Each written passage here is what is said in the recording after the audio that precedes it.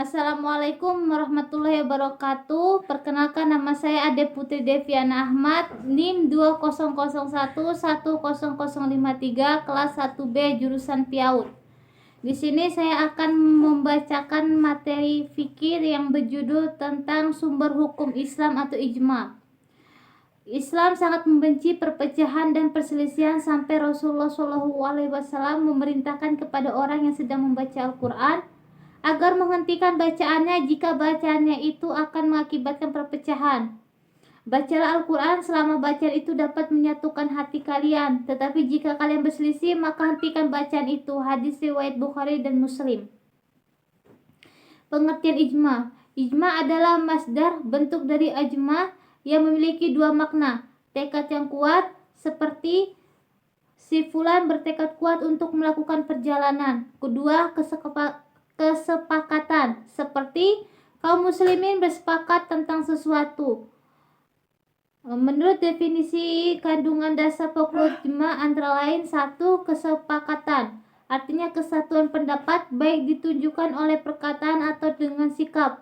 2. Para mujtahid. Ijtihad adalah kemampuan yang dimiliki oleh orang yang alim berilmu untuk mengistimbatkan, menetapkan hukum-hukum syar'i dari dalil-dalilnya, sehingga yang dituntut dari seorang mujtahid adalah pengarahan kemampuan secara maksimal dalam menetapkan ketentuan hukum.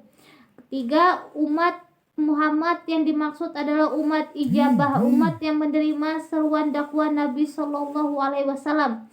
4. Setelah wafatnya Nabi SAW, sehingga kesepakatan kaum muslimin ketika beliau hidup tidak disebut ijma. 5. Di dalam suatu masa tertentu, artinya kesepakatan yang terjadi pada masa kapan saja. 6. Perkara-perkara tertentu, yaitu perkara-perkara syar'i atau perkara-perkara yang bukan syar'i tetapi memiliki hubungan dengan syariat. Ruang lingkup ijma. Ijma memiliki beberapa tingkatan, yaitu sebagai berikut: ijma syahri, ijma sukuti. Seorang meningkatkan dan mengiyakannya. Dalam hal ini Imam Syafi'i tidak memasukkan ijma sukuti dalam kategori ijma yang dapat dijadikan hujah. C. Sebab-sebab terjadinya ijma. Para ulama berbeda pendapat tentang kemungkinan terjadinya ijma dan nilai argumentasinya. Mengapa? Karena terjadinya perbedaan pendapat dalam mengartikan ijma. Di antaranya berpendapat bahwa ijma adalah kesepakatan para mujtahid pada setiap masa terhadap hukum syar'ah. Jika demikian maka ijma tersebut tidak mungkin terjadi. Tetapi jika yang dimaksud ijma adalah kesepakatan para mujtahid terhadap hukum-hukum syar'ah, tetap ditetapkan berdasarkan dalil nas yang qat'i. Seperti kesepakatan mereka tentang wajibnya mereka sholat menghadap kiblat, kewajiban puasa, zakat, ibadah haji, dan lain-lain. Maka hal tersebut mungkin terjadi. Dalam hal ini yang menjadi argumentasi hujah bukan ijma, melainkan dalil-dalil nas qat'i. Dengan demikian ijma tidak memiliki peran apa-apa, karena ijma bisa dikatakan berfungsi jika ia mampu meningkatkan hukum yang bersifat dani menuju qat'i.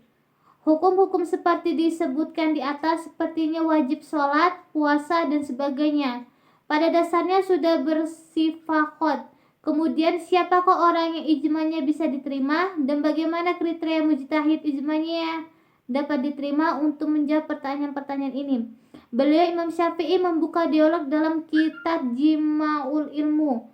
Siapakah di antara ulama ijmanya yang dapat dijadikan hujah? Ialah orang-orang yang diakui diangkat oleh penduduk suatu negara sebagai ahli fikih, yang fatwa-fatwanya dapat diterima oleh penduduk tersebut dengan senang hati. Akan tetapi jawaban tersebut diangkat oleh Imam Syafi'i karena tidak ada ulama yang memiliki sifat-sifat di atas. Walaupun ada ahli fikih yang diakui sebagai penduduk dalam suatu negara, namun dianggap orang bodoh yang tidak berhak memberikan fatwa oleh sebagian penduduk lain. Apalagi ulama fatwanya diterima secara bulat oleh seluruh penduduk antar negara. Dengan adanya pernyataan-pernyataan di atas, beliau Imam Syafi'i cenderung menolak ijma dengan alasan sebagai berikut. Yang pertama, para fuqaha berdomisili di berbagai tempat yang saling berjauhan sehingga mereka tidak mungkin dapat bertemu. Kedua, terjadinya perbedaan pendapat di antara fuqaha yang tersebar di berbagai daerah di seluruh negara-negara Islam. D. Pendapat para ulama. Para ulama usul fikih mendasarkan kesimpulan mereka bahwa ijma adalah sah dijadikan sebagai landasan hukum kepada berbagai argumentasi antara lain. 1. Firman Allah dalam surat An-Nisa ayat 115 sebagai berikut. Artinya, dan barang siapa menentang Rasul sesudah jelas kebenaran baginya dan mengikuti jalan yang bukan jalan orang-orang mukmin, kami biarkan ia leluasa terhadap kesesatan yang telah dikuasainya itu, dan kami masukkan ia ke dalam jahanam, dan jahanam itu seburuk-buruknya tempat kembali. Quran Surat An-Nisa ayat 115. Ayat tersebut mengancam golongan yang menentang Rasulullah dan mengikuti jalan orang-orang yang bukan mukmin. Dari ayat tersebut dipahami, kata Muhammad Abu Jahra, bahwa wajib hukumnya mengikuti jalan orang-orang mukmin yang mengikuti kesepakatan mereka. 2. Firman Allah dalam surat Al-Baqarah ayat 143 sebagai berikut, yang artinya, dan demikian pula kami telah menjadikan kamu umat Islam, umat yang adil dan pilihan, agar kamu menjadi saksi atas perbuatan manusia dan agar Rasul Muhammad menjadi saksi atas perbuatan kamu. Dan kami tidak menetapkan kiblat yang menjadi kiblatmu sekarang, melainkan agar kami mengetahui supaya nyata siapa yang mengikuti Rasul dan siapa yang membelok. Dan sungguh pemindahan kiblat itu terasa amat berat, kecuali bagi orang-orang yang telah diberi petunjuk oleh Allah. Dan Allah tidak akan menyia-nyiakan imanmu. Sesungguhnya Allah Maha Pengasih lagi Maha Penyayang kepada manusia. Quran Surat Al-Baqarah ayat 143. Yang ketiga, firman Allah dalam surat An-Nisa ayat 59 sebagai berikut, yang artinya, hai orang-orang beriman, taatilah Allah dan taatilah Rasulnya dan ulil amri di antara kamu. Kemudian jika kamu berlainan pendapat tentang sesuatu, maka kembalikanlah ia kepada Allah, Al-Quran dan Rasul sunnahnya. Jika kamu benar-benar beriman kepada Allah dan hari kemudian, yang demikian itu lebih utama bagimu dan lebih baik akibatnya. Quran Surat An-Nisa ayat 59. Ini menunjukkan bahwanya apa saja yang telah mereka sepakati adalah benar. 4. Hadis. Bila para mujtahid telah melakukan ijma tentang hukum syar'ah dan suatu peristiwa atau kejadian, maka ijma itu hendaklah diikuti, karena mereka tidak mungkin melakukan kesepakatan untuk melakukan kesalahan, apalagi kemaksiatan dan dusta akal pikiran. Setiap ijma yang dilakukan atas hukum syar'ah hendaklah dilakukan dan dibina atas asas-asas pokok ajaran Islam. Karena itu setiap mujtahid dalam berijtihad hendaklah mengetahui dasar-dasar pokok ajaran Islam, batas-batas yang telah ditetapkan dalam berijtihad, serta hukum-hukum yang telah ditetapkan. Bila ia berijtihad dan dalam berijtihad itu ia menggunakan nas, maka ijtihadnya tidak boleh melampaui batas maksimum dari yang mungkin dipahami dari nas itu. Contoh ijma masa sekarang. Berikut merupakan beberapa contoh hukum yang ditetapkan ijma. Yang 1, berkenaan pewarisan datu.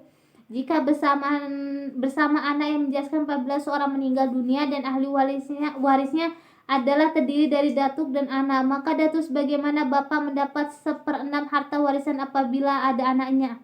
2. Mustafa Ahmad pula menjelaskan, yaitu ijma menganggap sah transaksi istina pesanan. Jumhur fuqaha menetapkan dan memegang pendapat tersebut. Begitu juga ijma amali, kebiasaan telah menjalankan transaksi istihab. 3. Ijma sahabat tentang pemerintahan. Wajib hukumnya mengangkat seorang imam atau khalifah untuk menggantikan Rasulullah dan mengurusi urusan daulah Islamiyah yang menyangkut urusan agama dan dunia yang disepakati oleh para sahabat di Sakhifah Bani Syaidah. 4. Dalam menerangkan ijma mengenai kesahihan nikah yang dilakukan untuk memenuhi keperluan biologi seorang lelaki, seperti mendapat keturunan, membina sebuah keluarga, berbaur menjadi sebahagian dari sebuah masyarakat, adalah dengan mengatakan bahwa pernikahan yang disyariatkan sejak masa Nabi Adam alaihissalam hingga berlangsung ke seluruh masa kenabian. 5. Ijma berkenan kesahihan khuluk merupakan perbuatan yang disyariatkan oleh Islam dan boleh untuk dilakukan berdasarkan kesepakatan seluruh sahabat Rasulullah SAW ke atas bolehnya hukum melakukan khuluk dan tidak ada salah satu dari mereka menentangnya. Penutup, berdasarkan pembahasan di atas, maka penulisan dapat mengambil kesimpulan dan saran-saran sebagai berikut. Yang pertama, Ijma adalah kesepakatan para mujtahid umat Muhammad SAW setelah beliau wafat dalam masa-masa tertentu dan terhadap perkara-perkara tertentu pula. Kedua, jumhur ulama berpendapat bahwa ijma bersandar pada dalil. Iman al-Amidi meriwayatkan ulama telah bersepakat dalam hal itu dan tidak perlu dihiraukan pendapat lain yang menyelisihinya. Tiga, ijma merupakan sumber perundangan Islam yang telah diakui kebenarannya. Sebagai kesimpulan dari keseluruhan perbincangan mengenai ijma ini, dapatlah kita simpulkan ijma itu merupakan kesepakatan sekalian mujtahid setelah kewafatan Rasulullah SAW pada satu masa di atas apa-apa pekerjaan sama ada daripada pekerjaan agama dan pekerjaan dunia atau perkara yang dinisbahkan kepada akal atau lugah. 4. Ijma akan berlaku melainkan setelah adanya kesepakatan ulama yang berijtihad pada sesuatu zaman tanpa dikecualikan seorang dari kalangan mereka. Ini bermakna jika seorang sahaja yang membangkang maka tidaklah dianggap ijma. Para mujtahidin biasanya berselisih pendapat dalam sesuatu hukum, tetapi dalam sesuatu hukum tertentu yang sedia ada tidak seorang pun di kalangan mereka berbeda pendapat, maka terjadilah ijma dan wajib beramal dengan apabila ijma itu mengikut segala rukun-rukun seperti yang ditetapkan. Sekian pembacaan materi makalah dari saya tentang sumber hukum Islam atau ijma. Kurang lebihnya saya mohon maaf. Untuk buku fikihnya, saya mempunyai buku fikih yang berjudul tentang fikih haji dan umrah bagi wanita. Saran saya adalah semoga segera melakukan sekolah offline supaya kita lebih mudah memahami materi yang diberikan oleh dosen dan segera bertemu dengan teman-teman yang lainnya. Sekian dari saya. Wabillahi taufiq wal hidayah. Wassalamualaikum warahmatullahi wabarakatuh.